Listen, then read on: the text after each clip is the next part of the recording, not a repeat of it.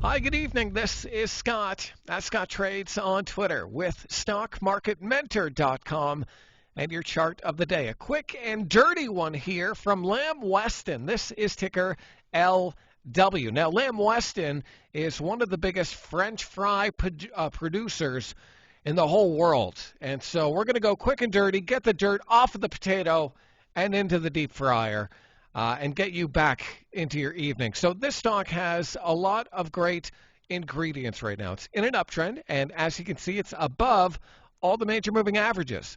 Now, despite the fact that we had some market volatility today, there wasn't really a panic out of Lamb Weston. The stock didn't really do much considering SPY closed near the lows. And so what I want to see from Lamb Weston is a strong move out of this nice month-long base above that $100 level, coming on higher than average volume. So I'm going to set an alert on my software just around that $100 level, maybe just above, and look for that strong move coming on volume. So that's it. That's all I got for you tonight.